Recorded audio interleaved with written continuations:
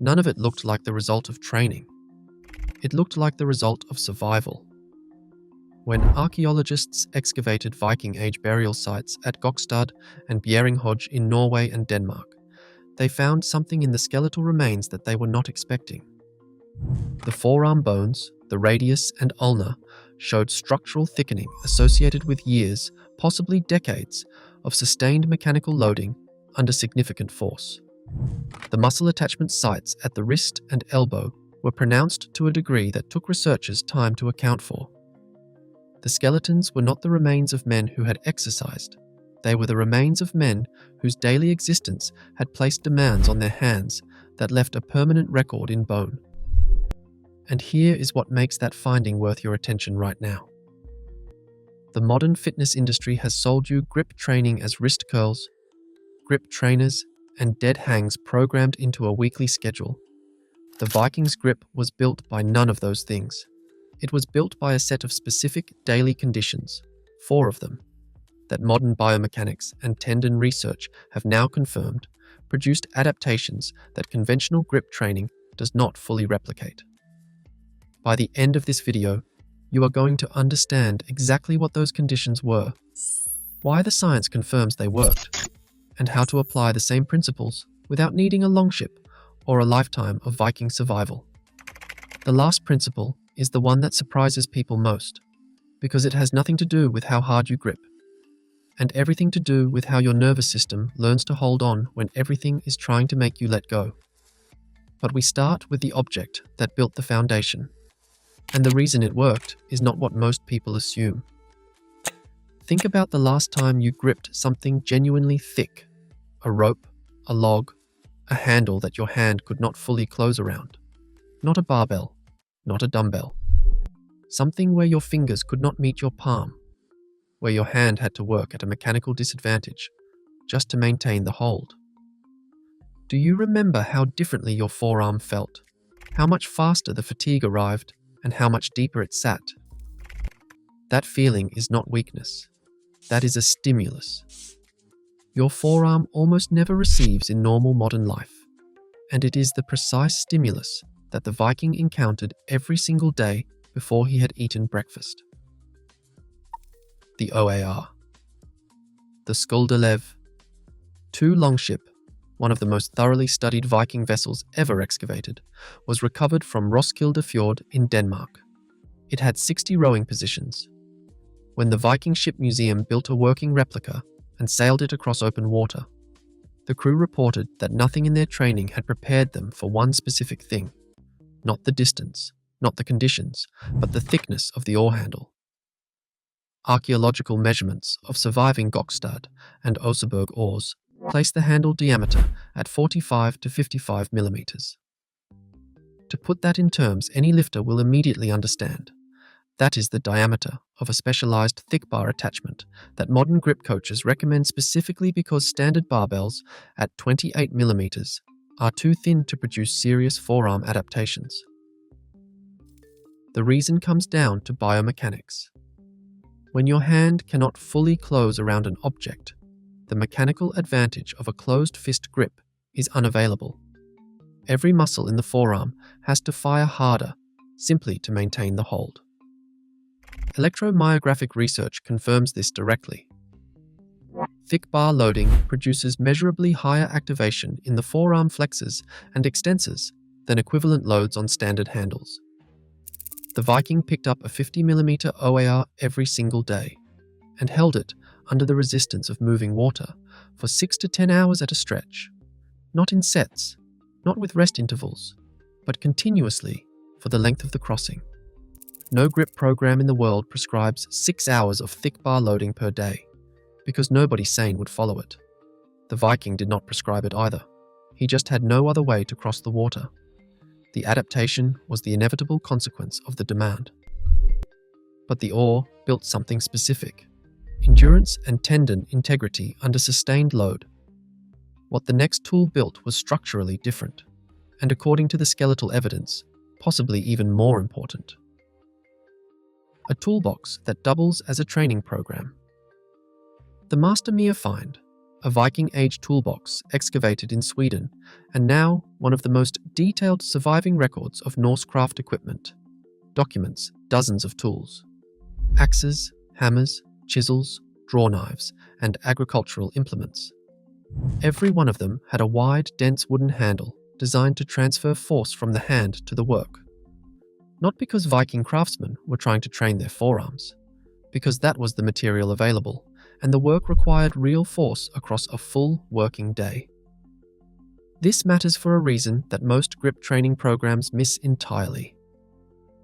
The oar's demand was primarily endurance, a sustained isometric hold over long duration. The tool demand was different: high-intensity force production, repeatedly against real resistance, in short explosive bursts followed by immediate repeated effort. Chopping, hammering, pulling. The hand generating maximum or near maximum force, recovering briefly, and then generating it again for the length of a working day. Research on tendon structural adaptation shows that the entheses, the points where tendons anchor into bone, thicken and strengthen in response to high-intensity mechanical loading.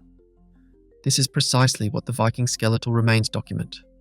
Not just denser muscle tissue, but thicker tendon-to-bone junctions. Structural adaptation at the connection point itself. The kind of change that takes years of consistent loading to produce, and that, once built, fundamentally alters what the hand can withstand. A wrist curl does not produce this. Dynamic repetitions build the contractile muscle tissue, the part that generates force. But the evidence consistently shows that high-intensity, sustained and repeated loading is the specific stimulus that drives tendon structural change. The Viking's hand was under exactly that demand every working day across decades of adult life. And then there was Glima, which built something that neither the oar nor the tools could produce on their own, and which is the most counterintuitive section of this entire video. It's the quality that's hardest to build. Here is a question worth sitting with for a moment. Have you ever noticed that the people with truly exceptional grip, climbers, arm wrestlers, judoka, don't just hold things harder than everyone else? They hold things differently. Under pressure, under rotation, under challenge, when everything is trying to make them let go, they find purchase in ways that seem almost instinctual. That quality is not just strength. It is something the neuroscience calls dynamic grip integrity, the nervous system's ability to maintain crushing force while the joint is moving, being rotated, being destabilized by an unpredictable external force. You cannot build that quality by holding still. You build it by holding on while something fights back, which is exactly what the Vikings did. Glima was the national sport of the Viking Age. It was a mandatory competitive discipline practiced from boyhood, and the recognized physical expression of the same qualities that warfare and seamanship demanded. In the primary style, Brokartok, wrestlers were required to grip their opponent's leather belt or trousers and maintain that grip throughout the entire match, regardless of what the opponent did to break it. Think about what that actually demands from the hand. Throws, sweeps, rotational attacks, off-balance manipulations, all resisted, all absorbed, all countered, while the fingers stay locked onto leather that is being wrenched in every direction simultaneously. The wrist is being rotated while the fingers are under crush load. The forearm is being loaded in multiple planes at once. The opponent is doing everything physically possible to make the grip fail.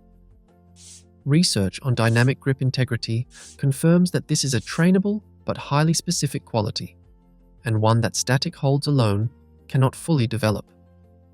The nervous system learns to maintain grip under destabilization by being repeatedly destabilized. There is no shortcut to that adaptation. You have to practice holding on to something that is actively trying to escape. Glima gave every Viking boy decades of exactly that stimulus, starting before the hand had fully developed, which the research suggests is the optimal window for building the neurological patterns that make dynamic grip second nature rather than a conscious effort. The combination of what the oar built, what the tools built, And what Gleimer built produced something the modern gym rarely produces. A hand that was strong at every layer, muscle, tendon, and nervous system, under every condition of demand. So here is the honest question. What does your daily environment actually demand from your hands? One honest note before the principles, because the research demands it.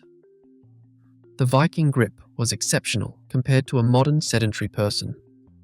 It was probably not exceptional compared to an elite climber or competitive arm wrestler who has spent years in specific training. What the skeletal evidence documents is not superhuman biology.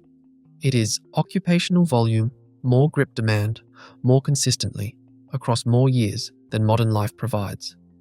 The lesson is not to replicate the Viking workload. It is to extract the principles that produced the adaptation. 3 principles, each one drawn directly from what the archaeology and the biomechanics actually show. The first principle is diameter. Replace standard handles with thicker ones, wherever your training allows. Wrap a towel around a dumbbell handle. Use a rope for pull-ups instead of a bar. Carry objects with real, irregular surfaces.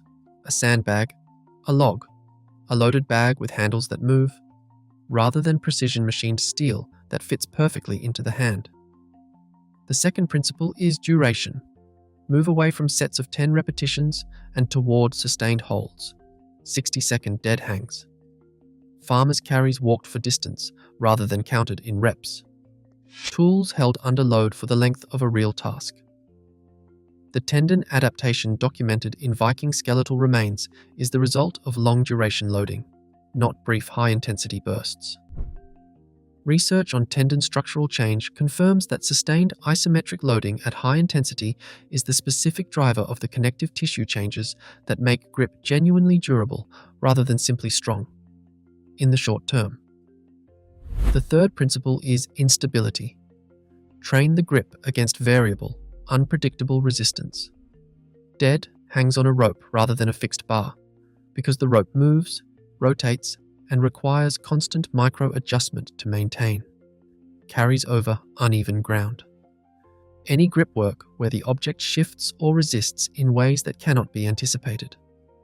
This is what Gleimer trained, the neurological dimension of grip, the nervous system's capacity to maintain purchase under destabilization. And it is the quality that separates a hand that is merely strong from one that holds on when the conditions make holding on genuinely difficult. 3 principles: diameter, duration, instability. Each one absent from the standard gym grip protocol, and each one present in every hour of a Viking's working life. Return to the Gokstad burial site one more time. The man whose bones were excavated there had a forearm that told researchers something precise about how he had spent his time. He had lived inside a set of demands that left a structural record in his skeleton lasting 1,000 years. The grip the modern fitness industry sells is built for the mirror. The grip the Viking built was built because the water would not let him stop. And if this shifted how you think about training, there is a bigger picture behind it. Grip strength, tendon durability, energy, recovery. They all come from the same place, the conditions you live in every day. I put that entire system into a guide, The Art of Living Like a Man. It breaks down, step by step, how to rebuild the inputs your body actually responds to, using modern science, not guesswork. If you want your strength to hold up in 10, 15, 20 years, not just look good now, it is in the description.